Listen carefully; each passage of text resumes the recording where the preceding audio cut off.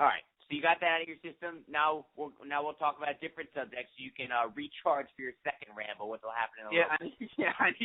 I need to rest. I got to rest now.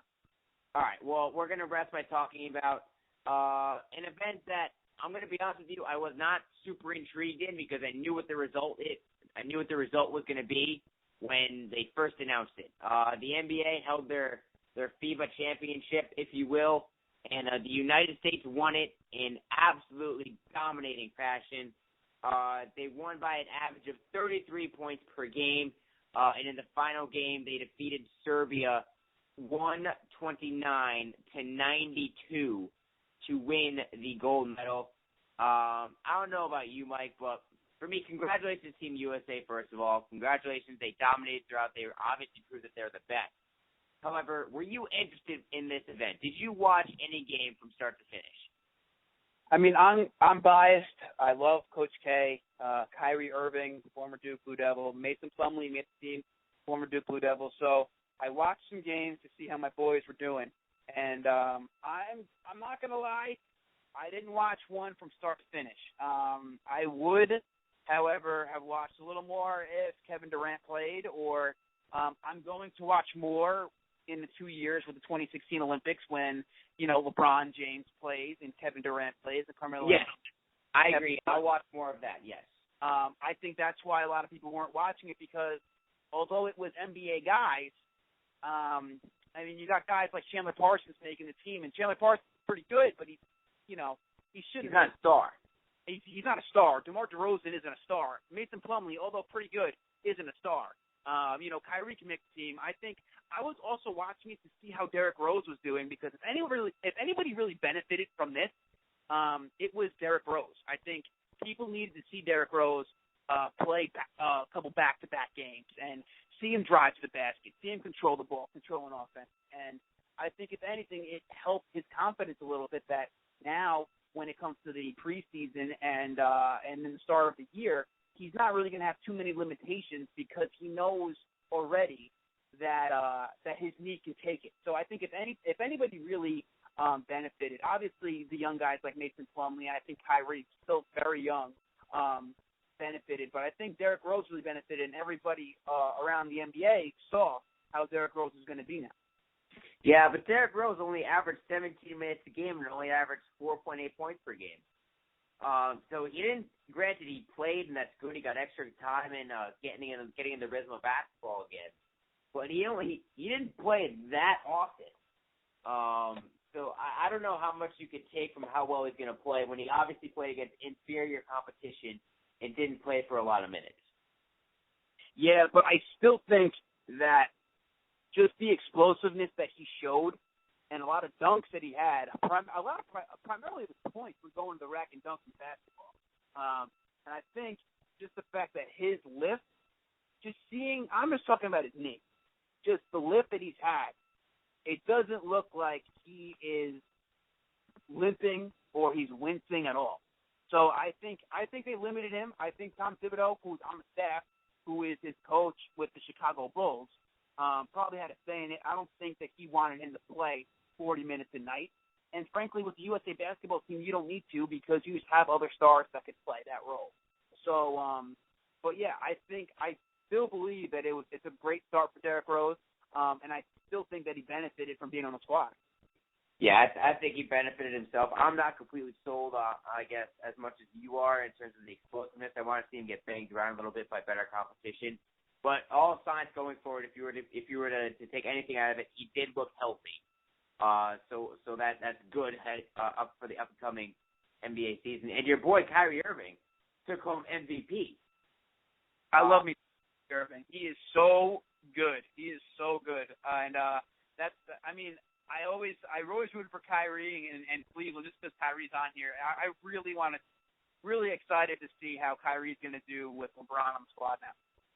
Now, I want to ask you this, because I had my answer to this question. Would you have been more interested if, say, high-profile college basketball players went and competed for Team USA instead of NBA stars? Well, that's obviously going to be the argument, and I honestly think that's the future. I think that I don't know how, early it's going to be or how long in the future is it going to take, but I think that's where we're going to go. I think that they see USA just dominating everybody, and I don't think necessarily everyone else really likes it. So, and obviously the injuries to Paul George, and nobody wants to see that. Nobody wants that injury, and I think that kind of backed off and made everyone hesitant to come out and play and represent US because you're not getting paid. I think players like to come. They like representing the country. I think Coach K has a lot to do with people that want to come to play for him just for time. But I think that, I like seeing it just because I like seeing the best players in the world working together on a team. But I would also really like to see college players playing in it as well. I think bringing back the amateurism of the Olympic Games, at least in the basketball sense, at least for in the USA, is very intriguing to see. But I also like seeing, LeBron, Melo, Kevin Durant, Kevin Love, kind of playing together and kind of how they gel. So I mean, I see both sides of it, but I think as we go forward, I think that's where we're going to go to is college guys coming back and representing the U.S. Yeah, for me, you can't have a middle ground like they had in the championship. You either got to have all the stars. You got to have the LeBron, Durant, Carmelo's, Chris Paul, all of them, or you go to college. Because this is where I lost it. Because I'm sorry, Kenneth Faried is not going to drive me to watch a basketball game. Neither is your boy Miles Plumlee. The only player on that roster. Get it right. It's Mason. Mason Plumlee. I'm sorry. Miles on the Suns. Mason's on the Nets. I'm sorry. But they're not going to drive me to go to a game and watch. They're not superstars.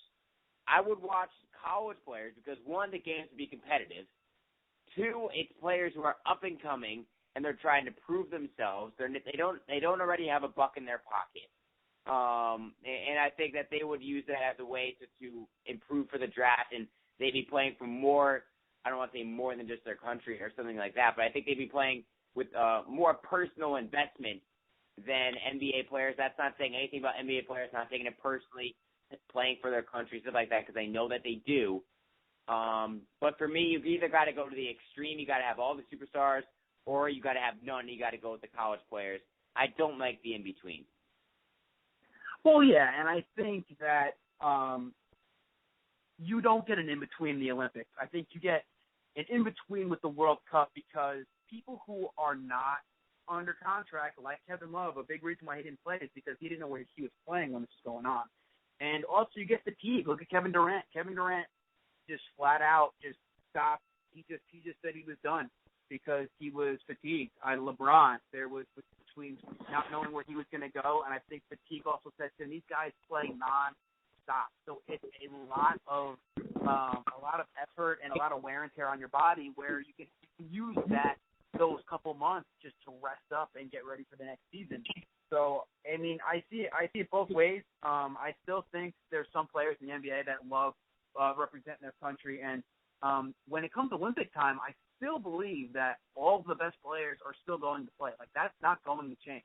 But I think that, like I said, I think come 2020 Olympic time, maybe 2024, let's see who they bring in, because I think that, especially with this Paul George injury, I think NBA teams are going to get more and more worried that their stars are coming out there and playing and risking their bodies every night. And I think that with that fear, they're going to try to kind of gear towards the college players going out to play. But I also will say this. You have these college kids playing now. If you get college guys playing, they're going to be going up against 30-year-old guys who are going to be beating up on them. So, you're going to have top recruits who aren't fully grown yet going up against fully grown men, and they can get hurt. Top recruits can get hurt. So you're not going to get rid of the injury scare, because no matter what, there's always an opportunity to get injured. It's a professional sport. Any sport you can get injured. So it almost is worse if 22-year-olds go out there and risk their bodies against full-grown men from Serbia or from Spain or from all these other countries. So I see both sides. Listen, I agree. Injury can happen to anyone, but for me, I like watching competitive content, and that's the reason I didn't really tune into this. I watched the highlights of the games, but I knew that the USA was going to come out with at least a 20-point victory every time, and that drove me away from it. College players, granted, we might lose a few games, you might not even win, but the games would be competitive. And I'm sorry, but I like competitive games, even if it's teams I'm not interested in. I like watching competitive games no matter what the sport, no matter what's happening. Like this NFL game on TV, I'm not even paying attention to it because it's not competitive and it's awful. So I like competition. I like close games. I like when the teams are fairly even. And for me, the FIBA championship just showed how much better the USA is with their second tier of NBA stars, and they still dominated the world the way that they did. Yeah, I mean, I do agree with you that, I mean, they're blowouts every week. I mean, it really was. There wasn't really a close game, and I do agree with you. So, I mean, we'll see. We'll kind of see what happens. I think people, like I said, people are starting to see that, you know what, maybe we should have these amateurs come out and play. But I think, 2016, that's not going to change. So let's see what happens in the next Olympics after that.